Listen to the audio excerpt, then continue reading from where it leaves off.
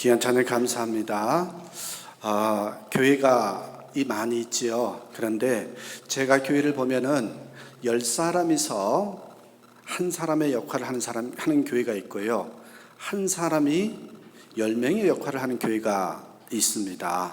저희 교회 하늘교회는 작지만 제 나름대로 2년 동안 하나님께서 주시는 말씀에 따라 이 한 사람이 5명, 10명의 역할을 하면 얼마나 좋을까. 그러기 위해서는 우리가 준비해야 될 게 뭘까라고 생각하면서 말씀을 준비하고 있는데 2년 동안 그렇게 말씀을 들으시면 아마 그런 사람으로 거듭나지 않을까, 그런 비전을 주신 게 있어서 이제 말씀을 준비하고 있습니다.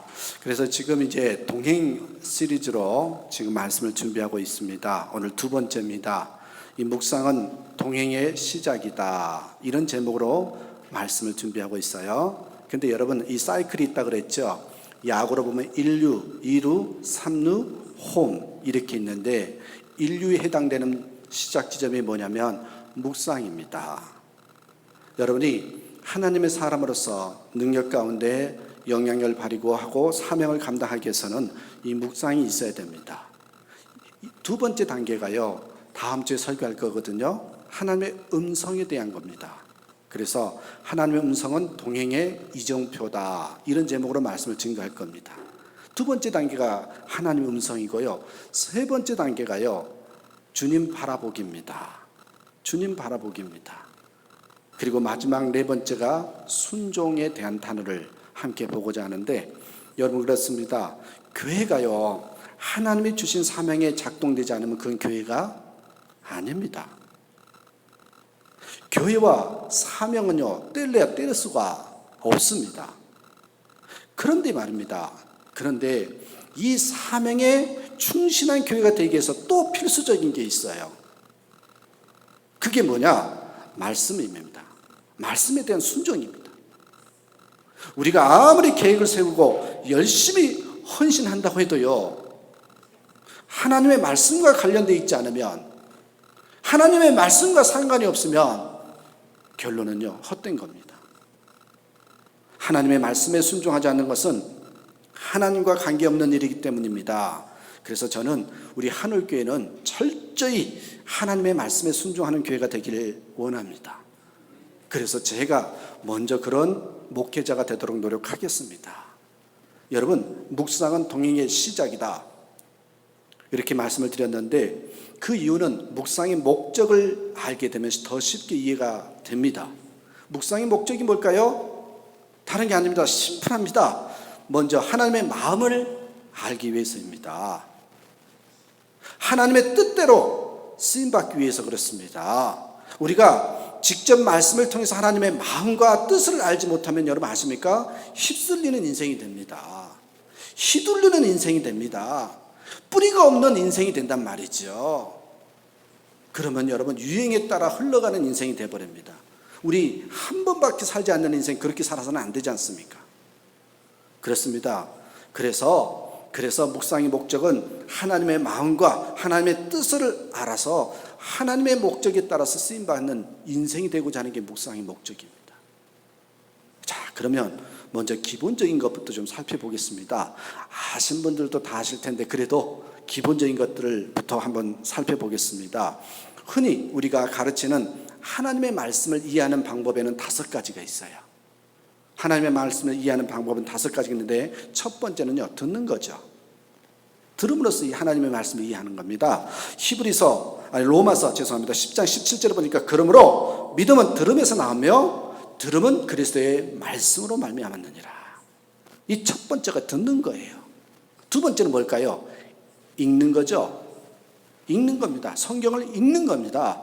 요한계시록 1장 3절의 말씀에 이 예언의 말씀을 읽는 자와 듣는 자와 그 가운데 기록한 것을 지키는 자는 복이 있나니 때가 가까웁니다. 읽는 거예요. 통독이죠. 3번째가 있어요. 3번째는 뭘까요? 연구하는 겁니다. 스터디죠. 사도행전 17장 11절에 보니까 이 베레아에 있는 사람들은 데살로니가에 있는 사람들보다 더 너그러워서, 그 다음에요, 간절한 마음으로 말씀을 받고 이것이 그러한가 하여 날마다 성경을 상고함으로, 이게 연구한다는 거거든요. 이게 세 번째 방법입니다. 네 번째는 여러분 뭘까요? 암송하는 것입니다. 암송하는 겁니다. 시편 119편 11절에 보면 내가 주께 범죄하지 아니하려 하여, 그 다음에 말씀이에요. 주의 말씀을 내 마음에 두었나이다. 주의 말씀을 내 마음에 두는 게 뭘까요? 암송이죠. 여러분, 이 암송을 잘하신 분들은요, 어렸을 때 습관이 되는 사람은요, 힘들고 어릴 때요, 그 암송했던 성경 구절이 팍 튀어나와서요, 나를 이끌어 갑니다. 그래서 성경을 많이 암송하자는 거죠. 다섯 번째가 이제 뭐예요? 묵상하는 겁니다. 이 묵상에 관련된 성경 구절은 여러분 너무나 잘 아시죠? 시편 1편에 다 나오지 않습니까? 복 있는 사람은 오직 여호와의 율법을 즐거워하여 그의 율법을 주야로 묵상하는도다. 그는 시냇가에 심은 나무가 철을 따라 열매를 맺으며 그 잎사귀가 마르지 아니함 같으니 그가 하는 모든 일이 다 형통하리로다. 묵상이죠. 그래서 여러분, 하나님의 말씀을 이해하는 방법에는 5가지가 있어요. 듣고, 읽고, 공부하고, 암송하고, 묵상하는 겁니다. 여러분, 요 5가지로 완성이 되는데 이렇게 비유할 수 있습니다. 여러분, 이제 여기 성경책이 있다고 한번 생각해 보세요. 이 5개가 이 바로 하나님 말씀을 이해하는 방법이라고 했잖아요. 근데 여러분, 이 5개 중에서 하나라, 손가락 하나 가지고 성경을 들으려면 이렇게 좀 힘들겠죠. 그리고 또 2개로 잡는 것도 좀 힘들 겁니다. 그런데 5손가락으로 딱 잡으면 훨씬 성경이 안정되게 잡을 수 있을 겁니다. 마찬가지예요. 이 5가지 방법을 활용하면 하나님의 말씀을요, 이해하기가 쉽다라는 말입니다. 그렇습니다, 여러분. 우리가 묵상은 이제 하나님의 말씀을 이해하는 방법을 봤는데, 묵상은요, 배운 말씀을 되새기고요, 그 말씀을 삶에 적용하도록 하는 겁니다. 그래서 묵상이라는 어원을 찾아가 보면 뭐냐면, 여러분, 소가 먹던 음식을 다시 한번 또 되새김질해서 먹잖아요. 계속 씹고 있잖아요. 그걸요, 묵상은 다른 말로 한국말로 하면 되새김질이라 이렇게 표현하는 겁니다. 자, 여러분, 한번 그러면 더 쉽게 예를 들어서 묵상의 실제를 한 예를 한번 들어볼까요? 이게 묵상은 이거구나, 이런 예를 하나 들어보겠습니다. 제자 훈련의 좋은 교재 중에 하나, 하나님의 경험하는 삶이라는 그런 책에 나온 간증입니다. 이 클라우드라는 사람이 시편 37편을 읽다가 경험한 간증이 그 책에 나와요. 이 사람은 매일 성경을 묵상하는 사람이었는데 그날은 바로 시편 37편을 읽을 차례가 되었던 것입니다. 그날 그 사람에게 37편을 읽고 있는데 유독 21절이 눈에 확 들어오는 거예요. 그 21절에 뭐라고 써 있느냐면, 악인은 꾸고 갚지 아니하나, 이런 구절이 확 들어오는 겁니다. 악인은 꾸고 갚지 아니하나 라는 구절입니다. 그 순간 그는 다음 봉급을 받으면 꼭 갚겠다고 약속하고 부모님께 꾼 500불이 생각나는 거예요. 여러분, 그 돈이 부모님의 것이기에 그는 몇 달 동안 잊어버리고 지낸 겁니다. 너무 가깝다 보니까 부모님께 빌린 건데 이러면서 잊어버린 거죠. 그런데 하나님의 말씀을 묵상하는 중에 악인은 꾸고 갚지 않는 사람이라는 거예요. 그게 확 가슴을 때린다라고 표현할까요? 그렇게 다가온 겁니다. 여러분, 클라우드에게 명백하게 가르쳐주고 있었던 것입니다. 그 순간 그는 주님께 용서를 구하는 기도를 하고는요, 부모님께요 500불짜리 수표를 써서 드렸습니다. 그리고 고백합니다. 방금 성령님께서 말씀을 통해서 나에게 말씀하셨다고. 그 순간 그는 진리이신 하나님을 만난 겁니다. 여러분, 그리고 책망하는 소리를 들으면서 그의 인생이 교정되기 시작한 것입니다. 이제 그는 빚을 갚지 않는 것이 하나님의 눈에는 악이라는 것을 말씀을 통해서 명확하게 깨닫게 된 것이죠. 성경을 통해서 말씀하시는 하나님의 음성을 들을 때 여러분, 우리 인생에서는 이제 조정 작업이 일어나는 겁니다. 그러기에 여기에서 순종으로 나아가고요, 그러면 우리 삶에서 하나님이 경험되어지는 겁니다. 여러분, 그렇습니다. 묵상이라는 게 이렇게 하는 겁니다. 이게 묵상입니다. 말씀이 나를 이끌어가는 거예요. 우리가 분명히 알아야 하는 것이 있습니다. 우리가 묵상하는 것은요, 묵상 자체가 목적이 아닙니다. 하나님의 말씀이 우리 삶에서 현실화되고 역사가 일어나기 위해서 묵상을 하는 거예요. 난 성경 몇 번 통독했다, 그게 중요한 게 아니란 말이죠. 성경이 내 삶을 이끌어가게끔 하는 게 목적이라는 거죠. 오늘 본문 17절의 말씀에 이렇게 이야기하잖아요. 이는 하나님의 사람을 온전하게 하며 모든 선한 일을 행한 능력을 갖추게 하려 함이라고. 자, 그렇다면 묵상의 목적이 말씀이 현실화되는 것, 말씀이 우리를 이끌어가게 하는 것인데, 그럼 어떻게 하면 말씀이 실현될까요? 현실화될까요? 세 가지만 기억하시면 돼요. 첫 번째입니다, 여러분. 성경이 하나님의 말씀인 것을 분명히 먼저 인정해야 한다는 거예요. 여러분 다 인정하십니까? 진정으로 이거 아멘 하셔야 돼요. 성경은 하나님의 말씀이다, 이걸 인정하지 않으면요, 읽어도 꽝입니다. 전혀 그러면 하나님의 말씀이 나를 이끌어 갈 수가 없습니다. 그걸 먼저 인정하셔야 합니다. 여러분, 오늘 본문에 디모데후서 기자가 이렇게 고백합니다. 모든 성경은 하나님의 감동으로 됐다고. 여러분, 도저히 인간의 생각으로 이해할 수 없는 것이라는 말입니다. 때로는 성경을 읽으면서 여러분 인간적으로 이해가 되지 않는 부분도 많이 있을 겁니다. 왜요? 하나님의 감동으로 된 것이기 때문에요. 여러분, 하지만 성경이 하나님의 말씀인 것을 인정할 때 성경은 우리의 삶을 온전하게 바꿔놓을 힘을 가지게 됩니다. 그게 전체 조건이에요, 조건. 성경은 하나님의 말씀으로 고백되는 순간에 우리의 가치관을 바꿔놓은 능력을 가지게 된다는 것입니다. 여러분, 우리의 삶의 가치관을 바꿔놓는 것보다 더 큰 기적이 어디 있겠어요? 근데 성경은 그 역할을 한단 말이죠. 인천에 가보면, 인천 주안에 가보면 주안감리교회라고 있습니다. 우리 선배 목사님이 하시는 교회인데, 그 교회 가면요, 성경 박물관이 있습니다. 성경 박물관. 거기는 수만 가지 넘는 성경을 쫙 그 전시를 해놓는 박물관이 있는데요, 교회 안에다 그걸 만들어 놨어요. 그 많은 성경 중에 이런 사연의 성경도 있어요. 인천 지역에 사는 어떤 경찰이 죽음을 앞두고 자신의 손을 성경으로 쓴 겁니다. 성경을 자신의 손으로 쓴 거예요. 그 성경책이 있어요. 근데 그 사연이 어떻게 있는지 아십니까? 그분은요, 어느 날 암이라는 선고를 받고요, 시한부 인생을 살게 됩니다. 그때 그분이 생각하는 것은 자기가 죽기 전에 자녀들에게 성경을 유산으로 물려줘야 되겠다. 그래서 이제 필사본 쓰기, 교회에서 그런 캠페인이 있었나 봐요. 그래, 나도 내가 직접 쓴 성경이라도 한번 써서 우리 자녀들에게 물려주었으면 좋겠다. 그런 마음에요, 성경을 쓰기 시작했습니다.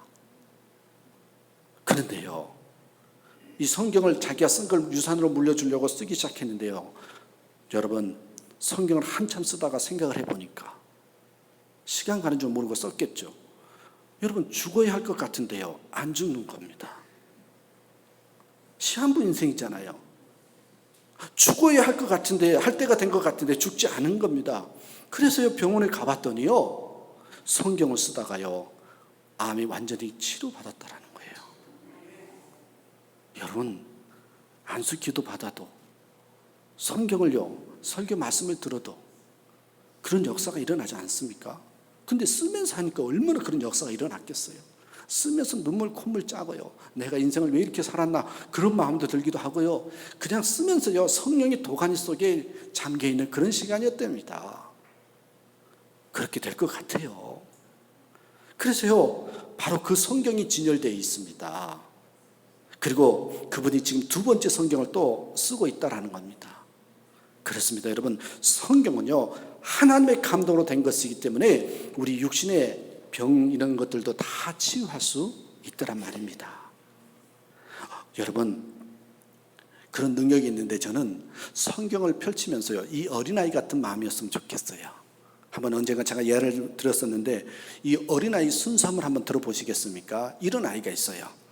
이 어린아이가 생일 선물로요, 여러분, 이렇게 지퍼가 달린 조그만 성경책을 선물로 받았습니다. 교회에 와서 막 자랑을 합니다. 성경책 선물 받았다고. 그래, 선생님이 보고서, 야, 성경 참 좋다, 선생님이 좀 한번 볼까? 그래서 성경을 받아서 지퍼를 열려는데, 지퍼를 열려고 하는데 아이의 눈이 둥그러지게 커지는 거예요. 그러면서 뭐라 그런지 아십니까? 선생님, 조심하세요. 성경 잘못 열면 하나님이 나와요. 큰일 나요. 여러분, 이 아이는 그런 순수성이 있는 거죠. 이 속에는 하나님이 들어있다고 생각하는 거예요. 지퍼를 잘못 넣으면 하나님이 나온다고 생각하는 거예요. 여러분, 이 아이는 성경 속에 하나님이 계시다고 생각했거든요. 이런 믿음으로 성경을 펼친다면 하나님은 당연히 만날 수 있고요, 치유하는 능력이 있지 않겠습니까?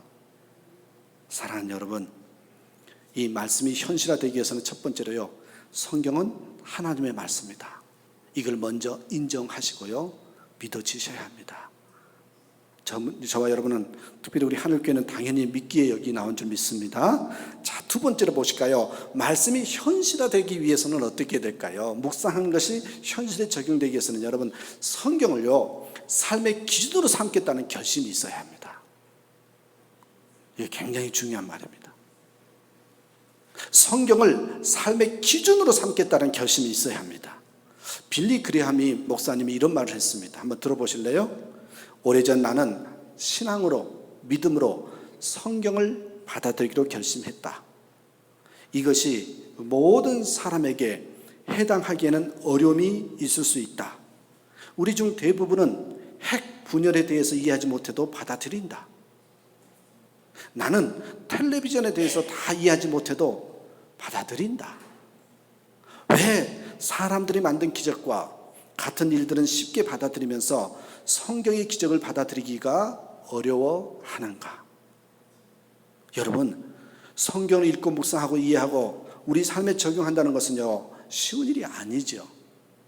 하지만요, 여러분, 그렇게 어려운 일도 아닙니다. 제 말씀을 믿고 한번 그대로 한번 적용해 보십시오.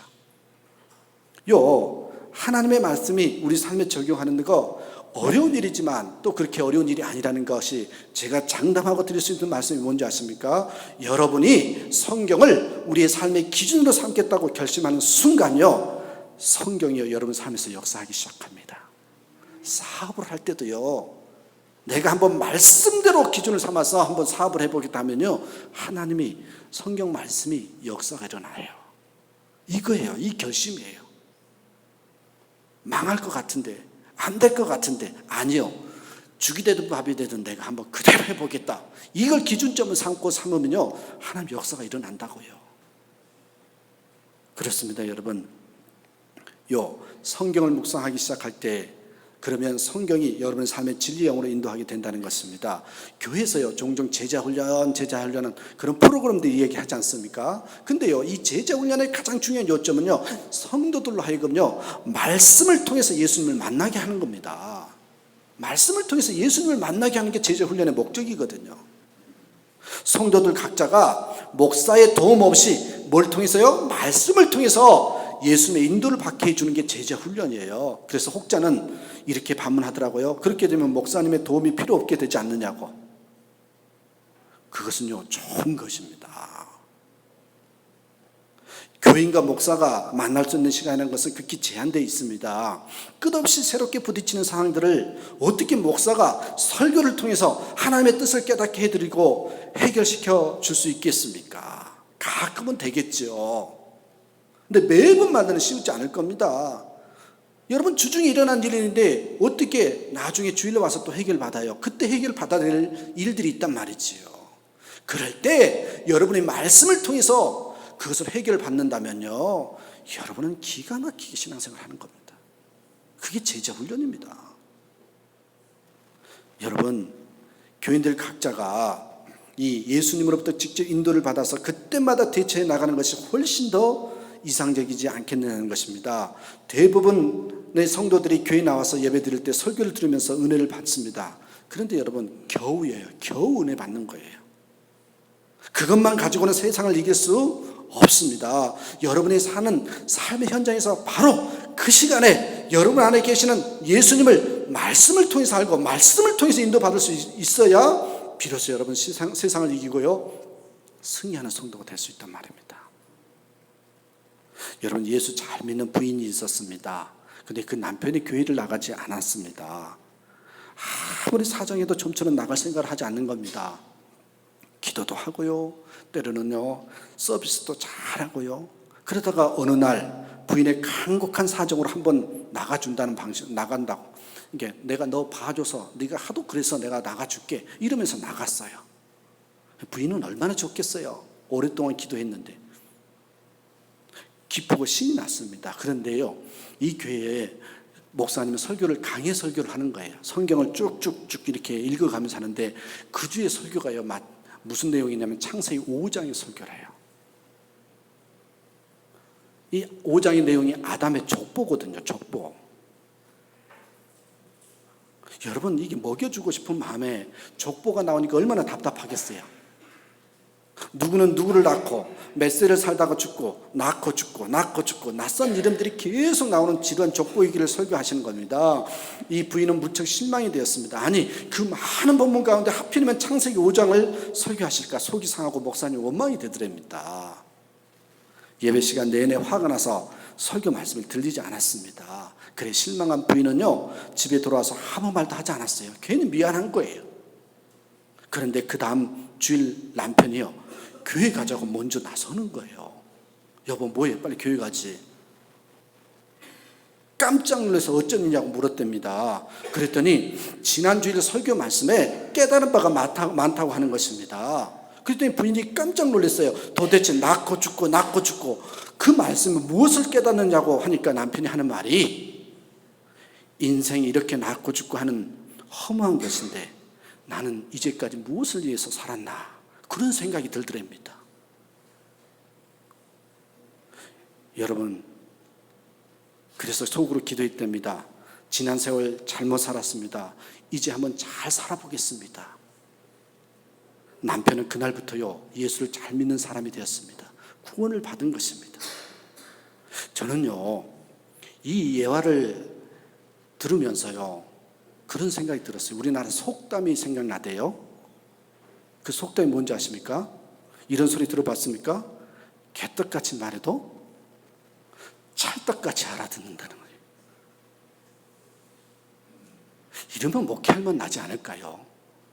개떡같이 말해도 찰떡같이 알아듣는다. 저는요, 이 남편이 그렇게 한 것 같아요. 못 알아듣는 이야기일지 모르지만 개떡같이 말해도 찰떡같이 알아듣는 이런 모습이 저는 생각났습니다.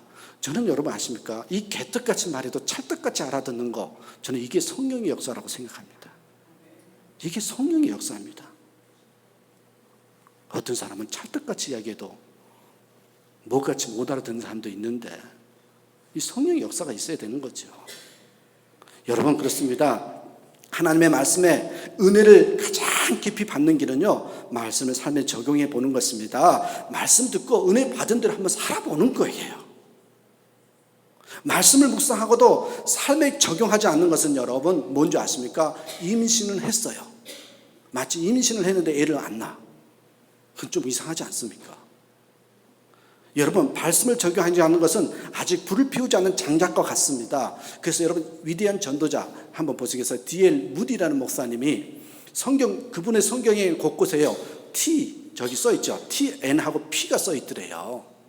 그래서 지나가던 사람이 물어봤답니다. 이게 무슨 의미가 있냐고. 그랬더니 설명을 해주는데 요 영어로 tested and proved, 뭐예요? 실험해보고 증명해본 거. 그래서 그 말씀 구절에 T, N 하고 P가 써 있으면 자기 나름대로 말씀대로 살아봤더니 그대로 되더라. 이게 증명된 것들을 그렇게 표시를 해놓은 겁니다. 여러분 그렇습니다. 말씀대로 살아봤더니 그대로 되더라. 이게 중요한 겁니다. 우리도 똑같은 자세로 말씀을 보아야 됩니다. 말씀을 그저 듣고 배운 것으로 은혜를 받는 것이 아닙니다. 실제로 말씀대로 살아보지 않으면 마치 패워놓고요, 떼지 않는 장작과 같아요. 여러분, 아기를 임신을 했는데 그만 유산하는 것과 같습니다. 말씀은요, 그저 아는 것으로는 은혜를 모릅니다. 왜 그동안에 여러분 말씀을 많이 듣는데도 말씀의 은혜가 내 속에 감동이 아닐까요? 간단하죠? 실제로 내가 말씀대로 살아보고 그 말씀이 증명되지 않았기 때문에 그렇습니다. 저는 우리 하늘교회를 2년 남짓 섬기면서요, 너무 감사한 것은요, 말씀대로 한번 살아보니까 되더란 말이죠. 그래서요, 걱정 없습니다. 걱정 없습니다. 말씀대로 살지 못하는 게 걱정인 것이고 그대로 순종하지 않는 게 걱정이지 이루어질 일에 대해서는 걱정하지 않습니다. 여러분, 한마디로요, 여러분 모든 일에 말씀을 기준으로 삼으면요 적용하게 되어 있습니다. 심플한 겁니다. 사랑하는 여러분, 저와 여러분 이 말씀을 기준으로 한번 살아보면서 적용하는, 그래서 증명되어지는 저와 여러분의 삶이 되길 간절히 축원합니다. 말씀이 실현되는 방법이 말씀을 기준으로 삼는 거고, 세 번째 보세요. 자, 그렇다면 여러분, 우리 집사님들 제품을 하다 보니까 처음에는 한국에서 제품 배워본 적도 없고, 근데 와다 보니까 몇 년 하니까 전문가가 되잖아요. 여러분, 근데 우리 신앙생활 몇 년 했을까요? 수십 년 했는데도요 신앙의 전문가가 못 되는데, 저는 요거에 저희 교회 비전입니다. 제 마음의 간절한 기도입니다. 우리 교회 성도님들은요 묵상의 전문가가 되었으면 좋겠습니다. 여러분, 묵상의 전문가가 되어야 됩니다. 전문가가 되어야 됩니다. 나 묵상한다 이게 아니라 거기에 전문가가 되어야 됩니다. 오늘 말씀해 보니까 하나님의 감동으로 된 말씀은 뭐랍니까? 교훈과 책망과 바르게 함과 의로 교육하기에 유익하다. 여러분, 하나님의 말씀을 통해서만 우리 인생이 교정될 수 있기 때문에 그렇습니다. 진리만이 우리를 복되게 하는 능력입니다. 여러분 아셔야 돼요. 진짜가요 영원한 거죠. 거짓은요 잠시 우리를 속이실지 모르지만 곧 드러나게 되어 있습니다. 진리만이 영원합니다. 그러므로 우리는 신앙생활을 하면서요 무엇이 잘못되었는지 지적하는 것을 배우는 것보다 더 중요한 게요, 이게 진짜 이제 무엇이 참인지를요 바로 하는 것이 훨씬 더 중요합니다. 저는요 이전에 신문을 만들었고 또 앞으로 만들 겁니다만은 절대로 제가 만들고자 하는 신문에는요 남을 비판하는 내용을 실지 않으려고 합니다. 긍정의 신문을 만들려고 노력했습니다. 그런 이야기 쓰기도 바빠요. 물론요 신문은요 정론이 돼야 되겠지요. 잘못된 것은 비판하고 좋은 것은 칭찬해야 되는 게 되지만은요, 저는 가능하면요 부정적인 내용을 가능하면 실지 않으려고 합니다. 이 기독교에 대해서 비판하다가 잘못돼서 오히려요 역효과가 난 경우가 너무 많거든요. 여러분, 신앙생활도 마찬가지입니다. 저는 웬만한 부정적인 이야기를 하지 않으려고 합니다. 저는 개인적으로요, 이해하고 들으십시오. 그 사람들을 함부로 비판하는 게 아니라 개인적으로요 이단을 연구한답시고, 이단에 대해서 연구한답시고요 늘 다른 사람들의 잘못을 지적한 사람들을 좋아하지 않습니다. 저는 그런 사람 가까이 하지 않습니다. 왜냐하면 누구도 완전하지 않기 때문입니다. 그리고 늘 다른 사람들의 잘못된 것을 지적하는 것을 배우면요 늘 인생이요 부정적이기 때문에 그렇습니다. 희한하게 자기가 그렇게 바뀌어버려요. 그러므로 여러분, 우리에게 중요한 것은 뭐냐? 무엇이 진리인지, 뭐가 진짜인지 확실하게 그것을 배우면 되는 거예요. 진짜를 배우면 가짜는, 거짓은 물러가게 되어 있습니다. 그러므로 여러분, 성도는요 그런 의미에서요 묵상의 전문가가 돼야 돼요. 묵상의 전문가가 돼야 됩니다. 여러분, 우리가 분명하게 명심해야 될 말씀이 있어요. 다시 한번 보실래요? 이 요한복음 10장 2절에서 5절 말씀. 문으로 들어가는 이는 양의 목자라. 문지기는 그를 위해서 문을 열고 양은 그의 음성을 듣나니 그가 자기 양의 이름을 각각 불러 인도하여 내느니라. 자기 양을 다 낸 후에 앞서가면 양들이 그의 음성을 아는 거로 따라오되 타인의 음성을 알지 못하는 거로 타인을 따르지 아니하고 도리어 도망하느니라. 이거 많이 들어보신 말씀이죠. 양은요 목자의 음성을 정확하게 듣습니다. 양은요 자기 목자의 음성을 정확하게 듣습니다. 여러분, 주변이 시끄럽다고요? 아니요, 시끄러워도요 정확하게 듣습니다. 들으려고 하면 그 음성을 들리게 되어 있습니다. 문제는 그분이 나의 목자니 하는 것입니다. 양이 목자의 음성을 듣기 위해서는 시간이 필요하죠. 목소리가 안 들리는 것이 아니라 여러분, 세상의 많은 목소리 중에 목자의 목소리를 구별하는 훈련이 있어야 된다는 거죠. 그렇지 않으면 안 됩니다. 난 아직까지 예수의 음성을 모르겠는데요. 안 되죠. 우리의 목자가 예수님인데요. 그래서 여러분, 묵상 훈련은 이 세상 가운데서 하나님의 말씀을 구별하는 훈련입니다. 우리가 하나님을 믿는다는 것은요 그런 부분에서, 그러기에 이런 부분에서요, 전문가가 되어야 하지 않겠습니까? 저는요, 정말 이 부분에 대해서 전문가가 되고 싶습니다. 딱 하면 딱 이렇게 되겠으면 좋겠습니다. 우리 이금미 작가가 쓴 대한민국 최고들은 왜 잘하는 것에 미쳤을까? 이게 책 제목이에요. 대한민국 최고들은 왜 잘하는 것에 미쳤을까?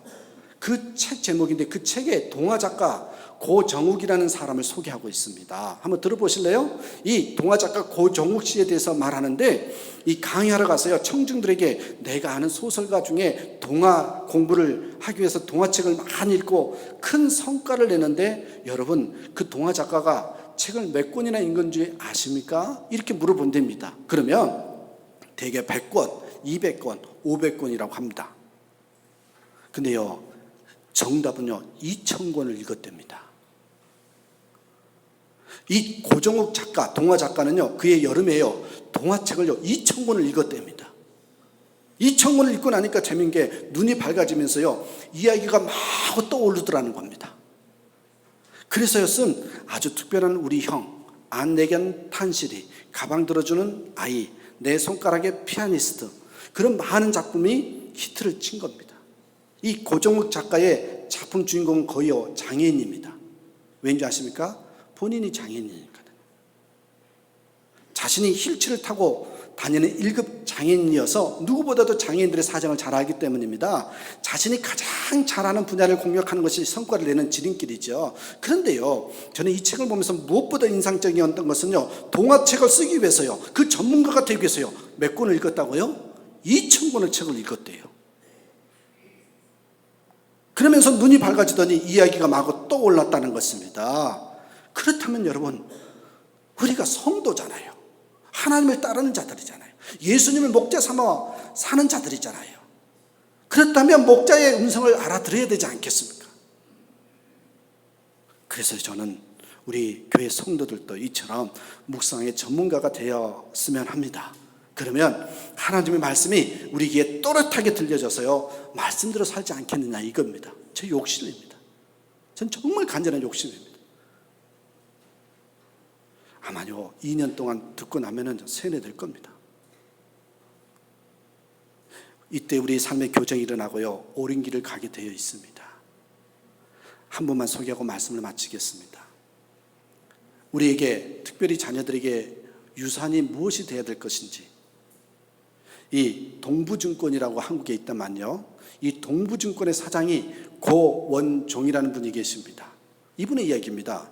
동부증권 사장 고원정이라는 분인데, 이 10년 전 어머니 이 오수근 권사로부터 성경 필사본을 물려받았답니다. 이 고원종 사장님이 어머니 오수근 어머니로부터 이 필사본을 썼던 것을 물려받았답니다. 어머니가 그렇게 이야기하면서 언젠가 너에게 물려주려고 성경을 필사했다고 하면서 이 필사본과 편지를 주더랍니다. 편지에는 네가 열심히 신앙생활하는 모습을 보니 정말 기쁘다. 믿음을 굳건히 이어가길 바란다. 이런 편지의 내용이었습니다. 그는 어머니의 성경 필사본을 보물로 소중히 여겼다고 합니다. 그런데 이 고사장님도 이제 애를 낳아서 키우다 보니까, 그래, 내가 이 필사본, 어머니가 직접 준 성경을 보석으로 받았고 선물로 받았으니 나도 내 자녀들에게 한번 성경을 물려주고 싶다라는 마음이 들더랍니다. 그래서요, 이 고사장님은 미국으로 유학 간 딸에게 물려주기 위해서 성경 필사를 시작했습니다. 근데요, 대학 입학 후에 이 딸은요, 가족과 석 달 이상 연락을 끊을 정도로 유학 생활의 방황의 시기를 겪습니다. 석 달을 연락하지 않을 정도로. 그래도 사장 딸이니까 돈은 있으니까. 그 후에 이 성경 필사를 마친 고 사장님은요, 이 필사본 첫 장에 어머니가 써주듯이 자기도 이렇게 썼답니다. 뭐라고 쓴지 아십니까? 한번 들어보십시오. 감동입니다. 딸을 생각하면서 썼던 거예요. 아빠의 모습에서 주님의 향기를 보여주지 못한 것이 미안하고 후회된다.